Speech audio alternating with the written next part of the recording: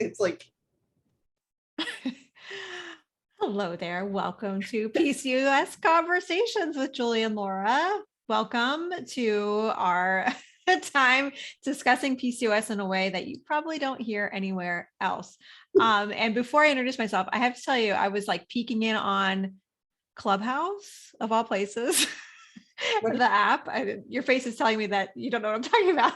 It's just another social media app, but I was listening to some PCOS conversations in there. It's definitely not like what we're going to be talking about today. But anyway, we are excited to talk about PCOS in a different way, like I said. And my name is Julie Duffy Dillon. I'm a registered dietitian, and I help people with PCOS to burn their diet books and reclaim expert role of their body, because diet culture harms PCOS. And this is my friend Laura, who is amazing. Laura, tell us about yourself. Hi, my name is Laura Burns. I'm a Cancer. I love cats and crafting. I'm a body liberation yoga teacher, and I teach classes well, not in person, What online. is in person anyway? Yeah. What is in person? I teach yoga classes. I run workshops and retreats about yoga, about body liberation, and often where those two intersect. My main goal in life is to help people honor the bodies that they have right now in this exact moment, exactly as they are. Love it. Love it so much. It's good to connect with you today. And today we are going to do a card pull first. So if Yes. you're new to the show, you've never been here before, we have a PCOS Body Liberation card deck. This is actually, I think, two decks that I put in one. So it's probably about half the size. But we collected some prompts and questions that we hope kind of help you to connect with more self-care when it comes to PCOS, because that is not the typical part of the way that I know many are taught their PCOS. And so we're going to pull one card and explore some answers. I'm excited. What's I'm it gonna glad you're excited. People with PCOS deserve agency over their body. Fuck yeah. They do? Absolutely. What? Discussion over. Yes, they do. Yes, you do. You Yeah, deserve agency over your body. Like, love it. I remember someone in our community was mentioning like this amazing realization, and there's a lot of privilege that comes with this kind of realization, but like, I can actually fire my doctor. And if I can go to another one, like, I'm the customer. Like, why are they telling me what to do? And I just take it, you know? So that makes me think about like why, if you have access to choice in your healthcare, why like really owning that you get to decide what happens to your body, you make the choices, how powerful that can be. Yeah. And So, you know what? Even if you can't fire your doctor, there are things you can do. I don't actually feel like I'm in a position to fire my doctor, even though I kind of want to, because there's not a lot of access of I don't know that it would be better somewhere else. And yeah, that's another thing. it's really stressful and draining for me to try to find a doctor. So I kind of just stay where I am. But I have found ways to um, take back my power within that system, within that doctor's office, that has been helpful to me. And we talked a lot about those things, I think actually in the last video that we did, but I think it's called, we've got going to the doctor and going to the doctor part 2. We have a lot of things to say about this. Yeah. Yeah, if you're interested in hearing more about those kinds of things, you can look for those 2 videos on our page. But when I saw the card today, it made me think about agency and not in the medical sphere, but in like our regular lives, where it's really easy for people with PCOS to feel like everybody wants to put stuff on you. They want to decide that they know better for you about how to treat your PCOS. And people who have no education in it, who have not done research, oh, my mom's, friend's daughter has PCOS and, she did this diet and like, so you should do that. And people come at you with these like, oh, or have you done this? Or you should, telling you should do things, which is so hard.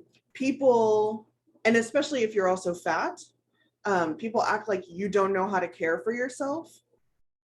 And that is a theme that has run throughout my whole life. Like, if you're fat, you must not know how to care for yourself. And if you're fat and you have a chronic illness, so like say you're fat and you have PCOS, like you can't be trusted to do what's best for your body. much less if you have anything on top of that, like diabetes or, whatever else, like high blood pressure or, X, Y, and Z. People like try to take your own power away from you, and they think that they know better, and they're going to tell you what you should do. And it's really demeaning and demoralizing Yes. to be treated like that. And it's like, people are like, oh, well, I'm just telling whatever. But it's like, you're doing it and you're doing it and you're doing it and you're doing it. And every part of my life, everyone's doing that. Like, how is that going to make me feel? Like I have no agency over my own life. Yeah. Like There's going to be this like continual message of distrust. Yeah. And like wanting to disconnect. Yeah. Yeah, exactly. You were going to disconnect, you're going to disassociate. And if you're fat, you already grew up being told that you can't be trusted to know your body. And so it's just like piling. And then add to that the medical world where doctors act like they a blanket statement, know best, and they know everything, and you don't know anything, and they're always right, and you're always wrong, and you can't be trusted to tell the truth about what you're eating or how you're exercising or whatever. Oh, yes. That's what, yeah. So what I'm thinking about hearing you say that is like your size or what illnesses you have or your health status, those have nothing to do with like, I don't know if this is coming out the way I want, but like, it has nothing to do with like the ability to trust yourself, which I know that people may not feel naturally that they can because they've complied with those or the constant kind of trauma of being directed in that way.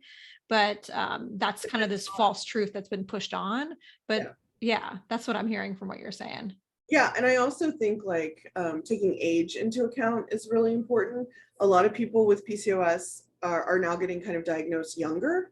Then I think the kind of people my age, like, so I'm 39, and people around my age, most of them were not diagnosed young. Right.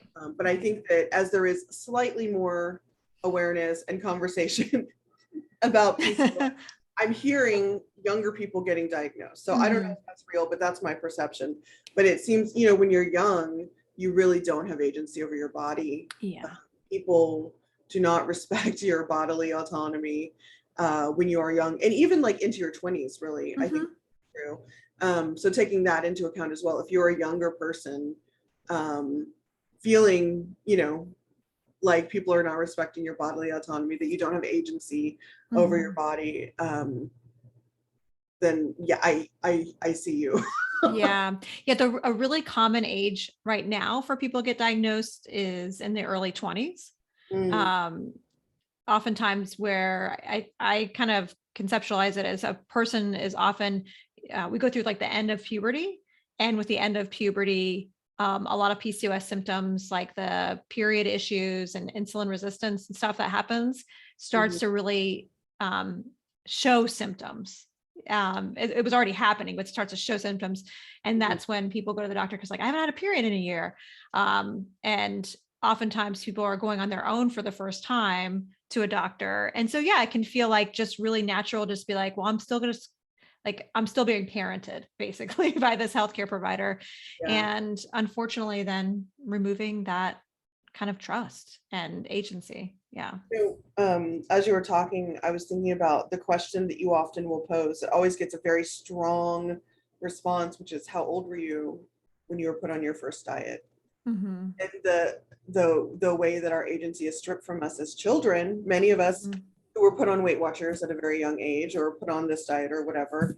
And so you're taught from a young age to accept this outside person doing this to you, or like, guiding you in these ways. And then maybe you get diagnosed in your early 20s. And so the doctor then is like that person, right? Like having that influence and like shaping what you do with your body and the decisions that you make with your body. And then that just continues. And because that's what is encouraged in the medical world, and reinforced by the greater culture, doctor knows best, don't question the doctor.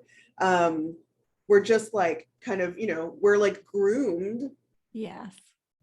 To be like that. Oh. Something that's really cool though. I have a child in the next generation. I forget the label, but a big part of it is questioning authority. And that's a norm.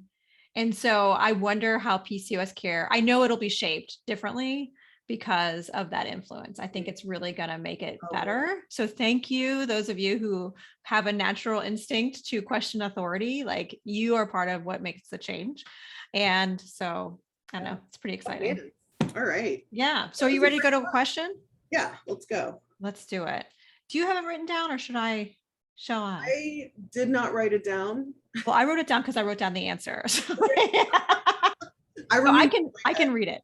Okay. If you're wondering how you submit questions, put them below in the comments, any questions that you have. And one we got recently was, does dieting increase insulin in the long run? So that is something that I talk a lot about here about, well, we always talk about how shitty diets are. I mean, they're just shitty, they're harmful, they contribute to oppression, and they also long-term have negative health outcomes, which can be really surprising. I know for people like, what? Like, if I'm told to diet to help my diabetes or my PCOS or both, what do you mean it's actually contributing to harm long-term? And what is really confusing about research when it comes to blood sugar and insulin is that short-term research, so 6-week long studies, 12-week long studies, sometimes even 6-month studies will show that there's a significant drop in insulin levels, which is favorable, and same with blood sugar. But then when we start to look further out at the 1-year mark, it seems to then the majority of studies will show then the insulin levels and blood sugar levels actually are closer to where they were before. But then when we look further out, the 2-year mark, 3-year mark, and 5-year mark, whether a person continues the restriction or the diet or whatever you're going to call it, whether they continue it or not, it's worse, not better.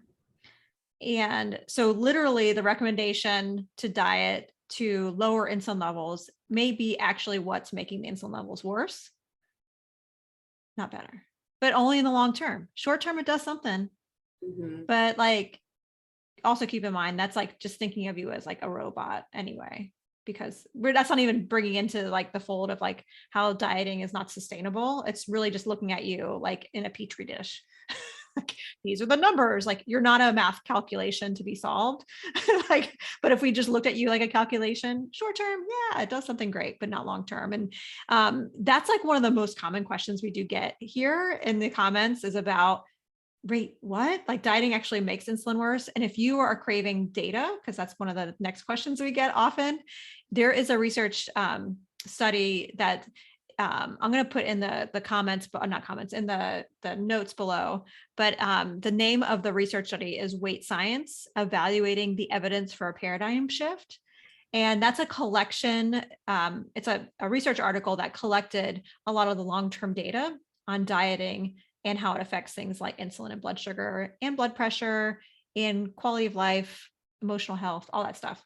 It's by Bacon and Affamore. So I'll put that in there for you. So in case you were like, I want to see the data, Julie, what the hell are you spewing? It's in there.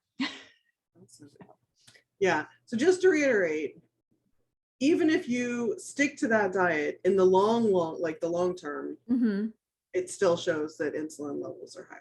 For most people, it will make it worse, not better. Yeah.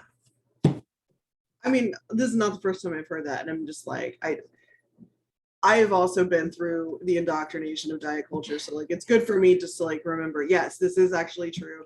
There is a reason you believe this. Isn't it just outrageous though, that it's still the recommendation?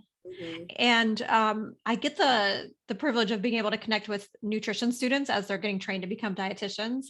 And that's one of the things that I teach about. And they're like, wait, why are we being told the opposite?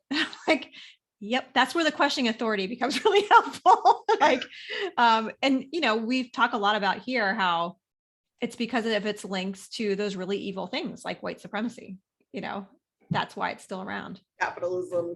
Yes. So are we ready to go to the box? Yes, right here. Fuck capitalism. Yeah. Speaking of capitalism. Fascism and capitalism.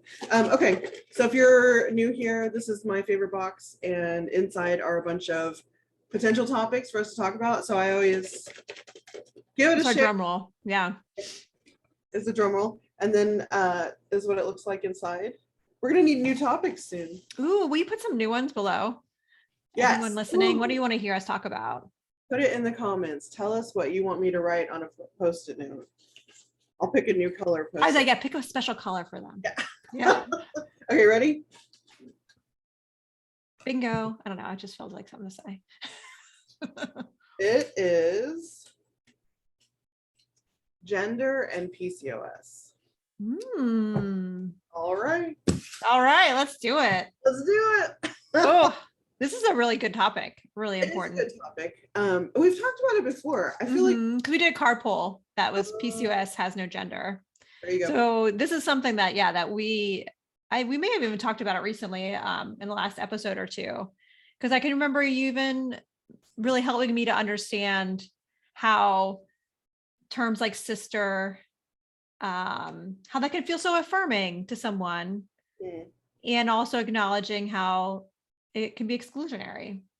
I don't know if you want to like go through that again, but that was really helpful for me to hear. Yeah, we can touch on that. I don't want to spend the whole time just talking Yeah. about it. Like, so in most, like when I got diagnosed with PCOS, I obviously was like, okay, online, what kind of support is there?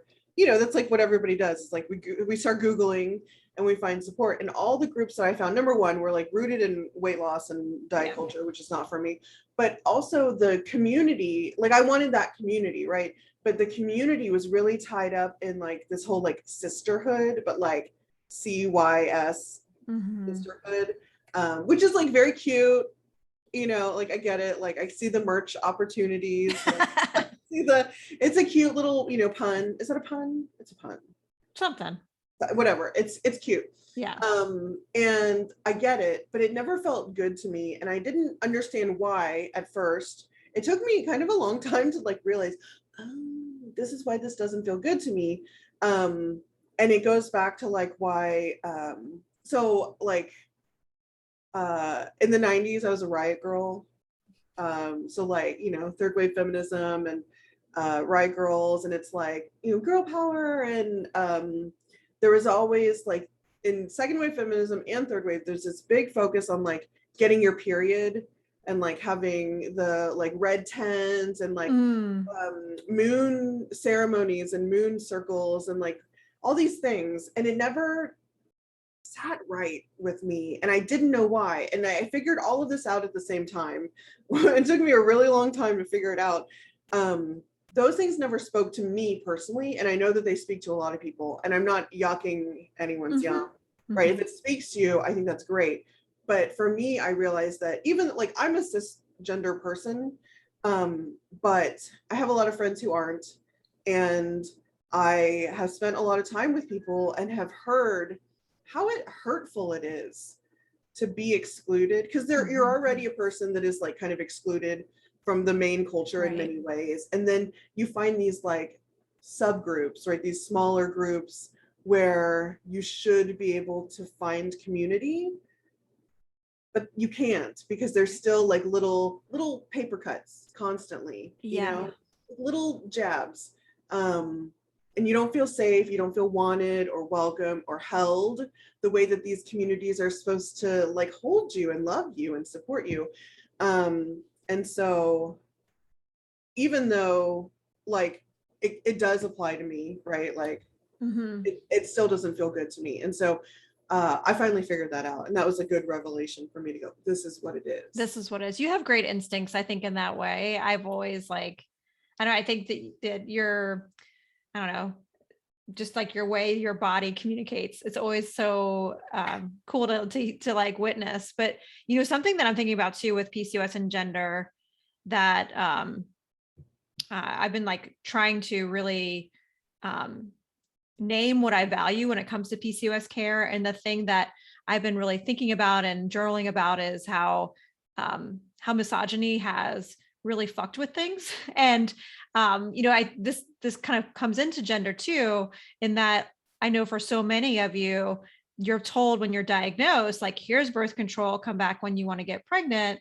And how that is really just viewing people with PCOS as like a set of ovaries that are like gonna be reproducing, right? So how that really just like dehumanizes you And it also is like minimizing PCOS because it affects like almost every cell in your body. And besides reproductive consequences, there's metabolic and psychological consequences from having this chronic condition. And it's chronic, like there's so much else, and you're not just ovaries.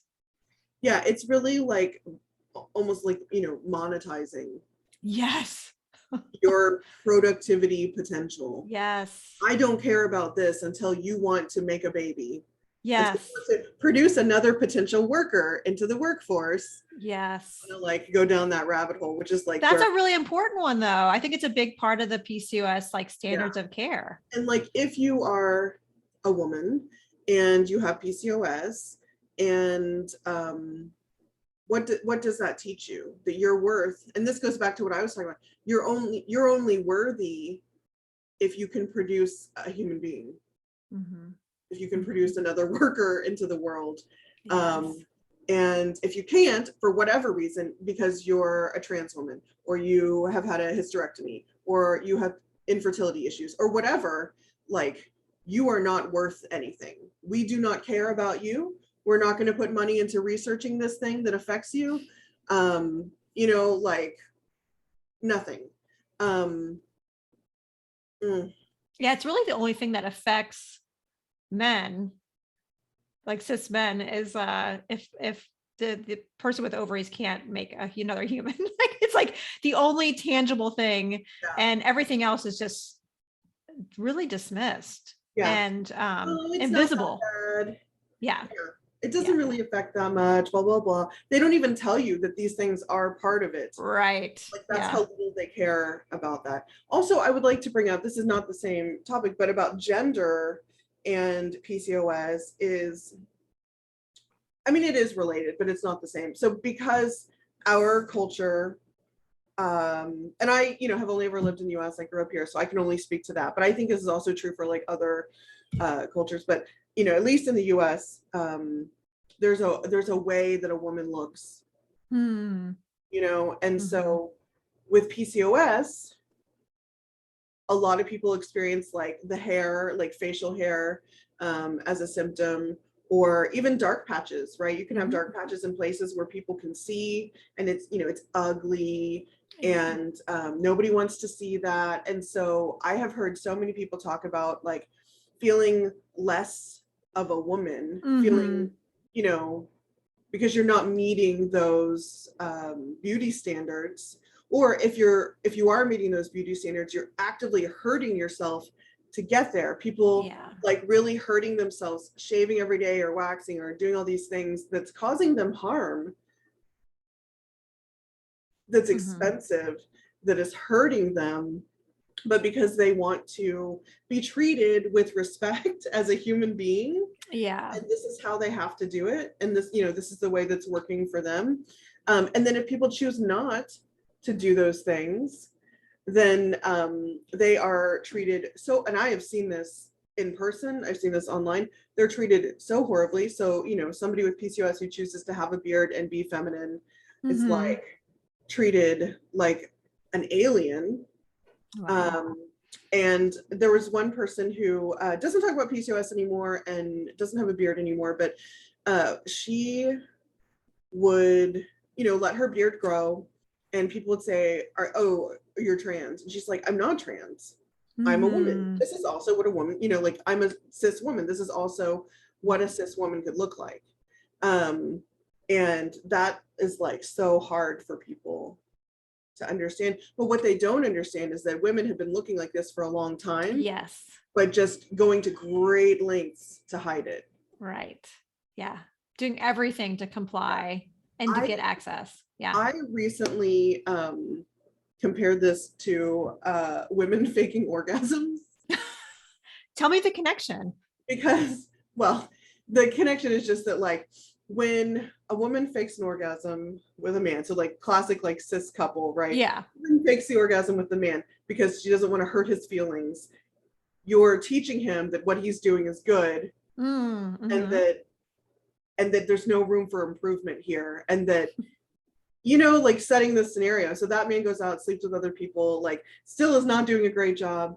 maybe they're faking the orgasms. Like he thinks everything's fine, everything's great. This is how everything works. I'm like, this is wonderful. But what is happening is that there's like a series of, in this example, women here who are not getting their needs met and faking it for the world, not being as happy as they could be, right? Because it feels wrong to say the actual thing. So when we have a bunch of people with PCOS shaving their faces, hurting themselves to look a certain way, trying to bleach dark spots that can't be bleached. That can't be bleached, yeah. Literally harming themselves to like exist in a certain way so as not to hurt other people's feelings or like, you know, yeah, whatever, like make people uncomfortable because of the difference. Yeah. Yeah, that's the connection.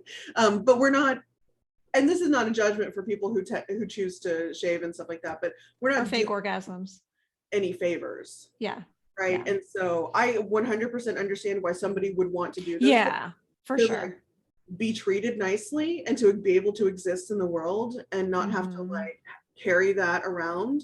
But I would really like us to not have to make those people do those things. Right. Yeah. Doing a disservice to the world and to those people by keeping the same system of like, oh yeah, you know, so for example, I see people talking like in PCOS circles, like, oh, you know, like, oh, my face is so upset. Like my skin is really upset because they're like, instead of like, why don't you take a, you know, week off or something? It's like, oh, try this cream. Yeah. Yeah. You know, and so there's not even like the beginning of the thought of maybe I don't have to shave my face every day. And again, just to reiterate, I'm not like shading people who do that. I 100% understand. I wish that you didn't have to. I wish you didn't feel like you had to. I wish there were more options. Yeah. And I think more options would be available more naturally if the first thing you were told was not come back when you're trying to get pregnant.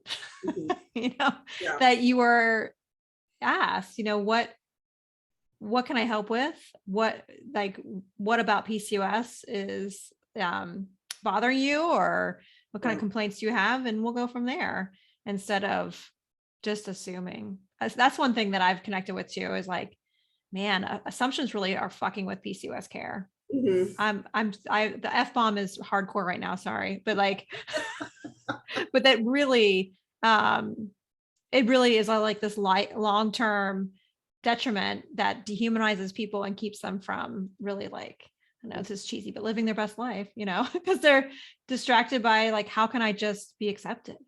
Yeah. You know? Oh. Yeah. Sorry for the long ramble about like faking orgasms and stuff, but this is what comes into my head. I think like anytime we can talk about orgasms in this show, which doesn't happen that often, I think it's important. It adds some class to it. I like it. But anything else about gender and PCOS? No, and I know we just scratched the surface. And also like we're both cisgender. So like there's so much that like in that conversation that I think we're just not going to even have our eyes or brain aware of. So any comments below, feedback, what you think, we love that. So let us know what you're thinking or what you'd like to add to this conversation. Yeah, absolutely. In the comments below. And also just any topic ideas, just to mention that again, let us know. I'm going to be refilling our box soon. We're getting kind of low on topics. So help us fill it up with the ideas of like what you would want to talk about here. Yeah. And then you can find us on Instagram at PCOS Body Liberation. Our website is PCOSBodyLiberation.com. Yeah, come check us out. Come give us a follow over on Instagram. And did I forget anything? No, that's all of them. All right. Check. So we're going to cheers. Cheers to PCOS Body Liberation. Have a good one. Bye, Laura.